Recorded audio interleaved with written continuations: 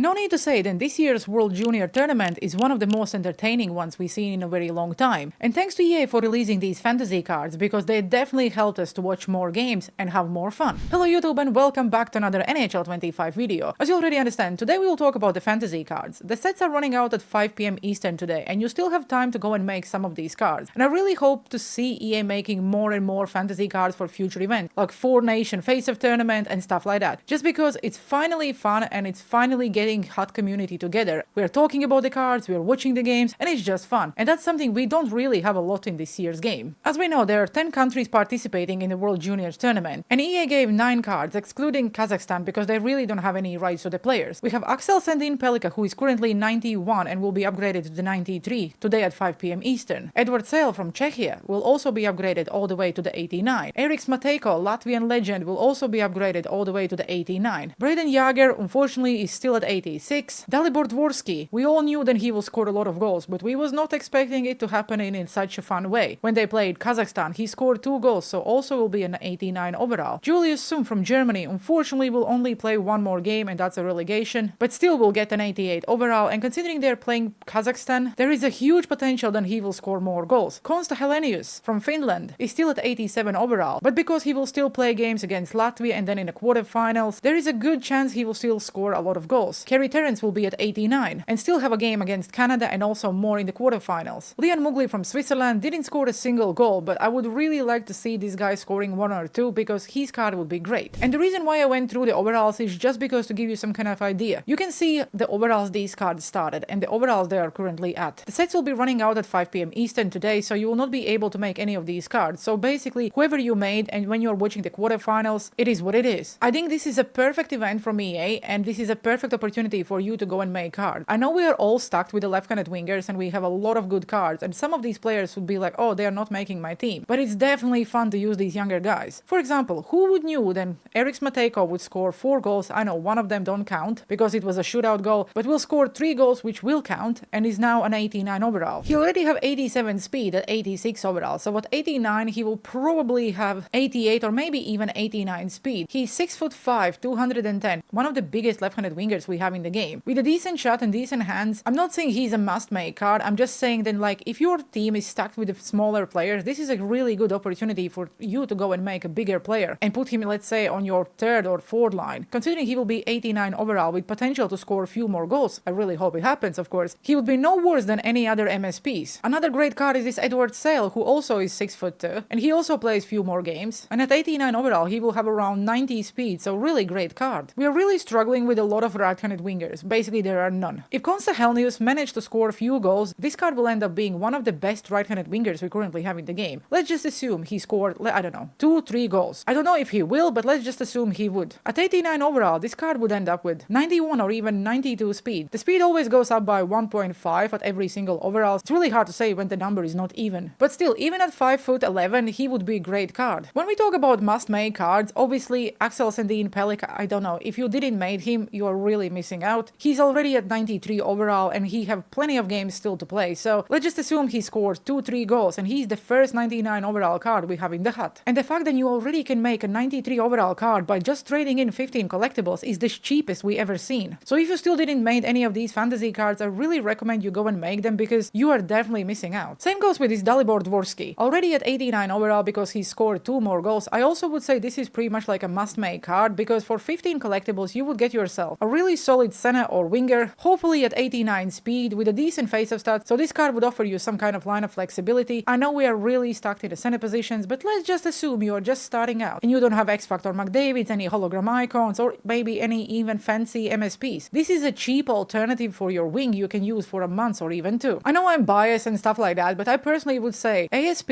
or Axel Sandin Pelika is 100% must make because he will be the highest overall right-handed defenseman we probably have in the game. I don't really believe that he will end the tournament without a single goal score more after the last one he scored against Switzerland, but in general, I just think he's definitely a must-make card considering the cost. I do understand that we have a lot of good players and not everyone have, let's say, Parayko. If you missed out on Parayko, you have to make Axel Sandin Pelika. But looking at every other card we currently have from this event, I seriously believe that Matejko is also a must-make just because of his size. Every single MSP, every single card we usually see from EA is around 6'1" at the best. As far as it's not Joe Thornton, who is 6'4" and he plays in the center position, but you also have to grind the moments, and not everyone can do it. Where Matejko is 6'5", and it's one of the biggest players we currently have in the game. If he managed to score 1 or 2 more goals, he's 100% the best left-handed winger we have in the game, because he would have speed and he also would have size. As you can see, the set will disappear in 13 hours, so probably once you're watching this video, it will be even less. I was lucky enough to get Axel Sandin Pelika in my B&D set, so I only managed to spend 6 collectibles on him, and that's probably the best pool I had this year. Also, as a biased Latvian fan, I made Matejko, because I just believe that he's a great card. But in general, 15 collectibles is the cheapest we ever seen from EA, giving us high overall cards. And yes, at the beginning of the event it's a gamble, so you never really know who scores. But when they just released the event, the cards were cheaper, and you could actually make these fantasy cards for around 150k. To make 15 collectibles, you would basically need 15 83 plus overall cards. And the prices are going massively up, because people are making more and more cards, the players are scoring. So yesterday the cheapest one was 11k, and today I cannot even find one card for 13k. So basically the cheapest card in the auction house is currently going for around 14,500 coins. So if you still didn't make Axel Sandin, Pelika or Dvorsky, who can potentially go even more up, it would cost you around 220k coins. Considering the highest overall MSP is currently at 89 overall, and you could get yourself 93 or 91 plus maybe even higher overall card for 220k coins, it's just a must make. If you're not interested in any of the fantasy cards, this is the best time to sell, because you would make yourself a lot of coins considering the auction house just goes up and up and up. The only 2 games happening today before the set actually runs out is between Latvia and Finland, and Switzerland and Kazakhstan. So basically there are 3 more players who can potentially score, and you can potentially make these cards. Like Sweden, Czechia plays at 10 p.m. my time, so that's exactly when the new content comes out and the set runs out. So let's say if Axel Sandin Pelika scores 1 more goal, you will not be able to go and make him. And same goes about any player from Canada or USA. I really believe that every single hockey tournament or whatever it is needs fantasy cards. It makes watching games so more fun, it makes community talking about it. And if you open any social media and look at the hot community, all we are talking about is